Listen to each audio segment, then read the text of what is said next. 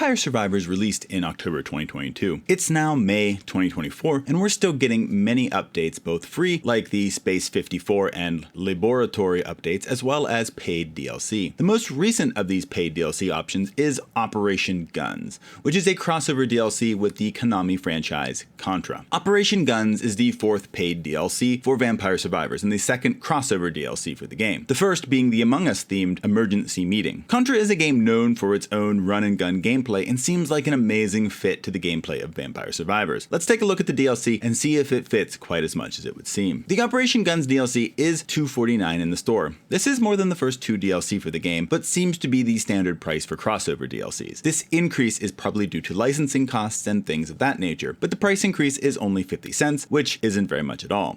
So what does this DLC add to the game? Operation Guns doesn't really deviate from the standard DLC formula, but you will notice a substantial increase in content here compared to previous DLCs. Operation Guns adds a new large map and a new bonus stage, new enemies, 11 new characters, 11 new weapons that all have an evolution, new Contra-themed item pickups, a new passive item, a new adventure, and 19 music tracks. Normally you get about 8 or 9 characters in a DLC and around 7 new base weapons, so this is a decent increase in what you're getting compared to previous DLCs. As with all of the previous DLCs, the first thing to unlock will be the new stage. In this case, it is Neo Galuga, a large map that combines a number of Contra levels together to form a pretty awesome stage. You'll have the grassy area with some iconic Contra bridges, the destroyed city, and an area with some kind of alien landscape going on. It's a pretty cool map overall, and also has a secret boss to take on near the end of your run. In order to really start unlocking stuff for the DLC, you'll need to find a coffin on the Neo Galuga stage, which will unlock your first new character. You start by unlocking the classic Contra hero, Bill Riser, which will then continue the path to unlocking more heroes and weapons from the Contra series. The best way to know what to do is to look at the Unlocks tab to see what achievements are left to accomplish for the DLC. Most of these are pretty straightforward, like surviving 15 minutes with certain characters, evolving the new weapons, and things like that. Speaking of weapons, Operation Guns gives you lots of new weapons. As I said earlier, there are 11 new base weapons and they all have evolutions, which you could count as 22, but I tend not to do that. I view evolutions as an upgrade of the base weapon, not an entirely new one. Still though, that is a lot of weapons, and since Contra is a game known for weaponry, these weapons are pretty awesome. You of course get iconic Contra weapons like the long gun, which is basically the default Contra weapon, and the spread shot, which are lots of fun. There are also laser guns, homing missiles, a flame arm, mine gun, and many more. Honestly, the weapons here are pretty fun, in my opinion. Some maybe aren't quite as high on the DPS as you may like, but I really enjoyed them and I never really felt like the guns were really bad, except maybe sometimes at the very beginning of a run, they did kind of make things a little bit more difficult to try to get to the right position, but by the end I was usually mowing things down pretty well. In addition to the weapons, there are some Contra themed power-ups that the DLC adds as well. A bomb that does damage to all characters on screen, barrier that protects your character, and then rapid fire, which increases the fire rate of all your weapons for a short time. While the weapons were pretty enjoyable, there is one slight setback with them though, and that's the fact that they need the new passive item to evolve them. Now, why is that a setback? Isn't that the normal way to evolve, you might be asking? Well, you're right, but the new passive that the Operation Guns DLC adds to the game functions a little bit different than other passive items. The new passive is called the Weapons Power-Up. While it looks like it takes up a passive slot, it doesn't. Instead, it will give a random weapon a level up and stay in your inventory until one of the Contra weapons gets upgraded. After being upgraded, the weapon power-up will disappear. This will make it hard to evolve multiple Contra weapons on a single run. The level Neo Galuga has 4 of these on the map, which means you can have a lot of fun upgrading these weapons there, but when I played on other levels, I was only able to get 1 through leveling up. There may be a chance to get more than that, but I only ever found 1 through leveling up in each of my runs on other levels. This requirement and limited accessibility will severely limit the ability to evolve the weapons from this DLC pack. While we're on the topic of downsides, there are a couple of other things to mention. The new bonus stage wasn't super amazing. It's another level that has you moving to the right the whole time, which is kind of fun and different, but also makes it very hard to evolve weapons. This makes the level a bit more of a challenge, I suppose, but it can also be a bit frustrating never getting to pick up the chests enemies will drop. This is possibly just a bug since the other racing map recently added does loop in order to allow you to pick up chests, which this one didn't do at the time of this review. Also, since this is a crossover DLC, you don't get any new Steam achievements and the new music tracks are not added to the Vampire Survivors soundtrack. Ponkel has always been really upfront about this, and so I don't really view it as a negative, but it could be disappointing for those that don't know that coming into the DLC.